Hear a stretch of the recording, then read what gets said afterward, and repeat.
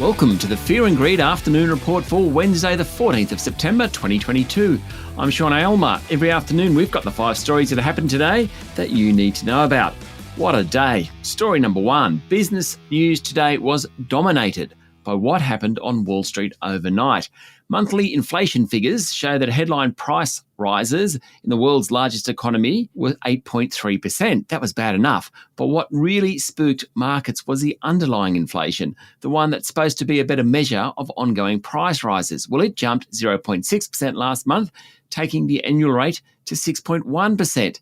That triggered fears of big interest rate hikes in the US, sending the Dow Jones Industrial Average down 3.9%. That's its worst day since June 2020. Now, the Dow measures the performance of the top 30 stocks. The broad-based S&P 500 fell 4.3%, and the tech-heavy Nasdaq tumbled 5.2%, its worst day since March 2020. Every one of the 100 stocks on the Nasdaq fell. Quite incredible. Treasury markets suggest that rates in the US will now just keep rising, and there's a pretty decent chance that the Fed will lift rates by 100 basis points when it next meets. That's story number 1. Story number 2 is all about what happened on the local market as a result. The S&P ASX 200 fell 182 points today, or 2.6%, to 6,829 points, with all sectors falling. The banks were hammered. Simple as that. Commonwealth Bank, National Australia Bank and Macquarie all closed down more than 3%. Property leader Goodman Group tumbled 5%. Wesfarmers was off more than 4%, and a bunch of stocks, Transurban, Coles, Aristocrat Leisure and WiseTech Global, fell more than 3%. In fact, only 3 of the top 50 companies, minus South32, Computershare and healthcare group ResMed, rose. A rout, I'd say.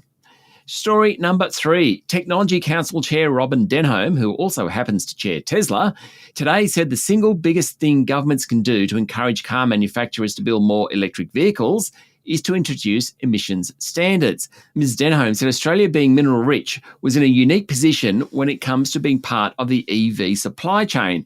It should be at the forefront of any move towards renewable energy.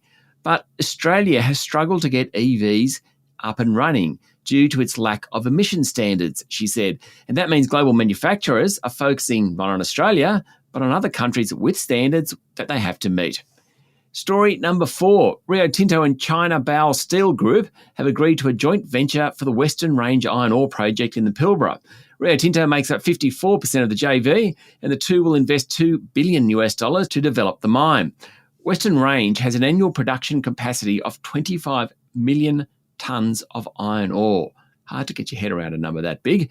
The investment includes construction of a primary crusher and an 18-kilometre conveyor system linking the site to Rio's Paraburdoo processing plant. Construction is expected to begin next year and take 2 years to complete. And story number 5. Toll road group Atlas Arteria went to the market today to raise $3.1 billion to fund its $2 billion purchase of the Chicago Skyway. Reckon you probably couldn't get worse timing than asking shareholders and investors for money today. Put on top of that the fact that Atlas's largest shareholder, IFM Investors, doesn't want the deal to go ahead, and it's quite a task for management. The placement was expected to get done at $6.30 a share, which is a 12% discount to when it went to market. That's it for the afternoon report for Wednesday, the 14th of September 2022. Don't forget to hit follow on the podcast and find Fear and Greed on LinkedIn, Twitter and Facebook. Join Michael Thompson and I tomorrow morning for the Fast 5 by Fear and Greed, the top 5 business stories you need to know in just 5 minutes. I'm Sean Aylmer. Enjoy your evening.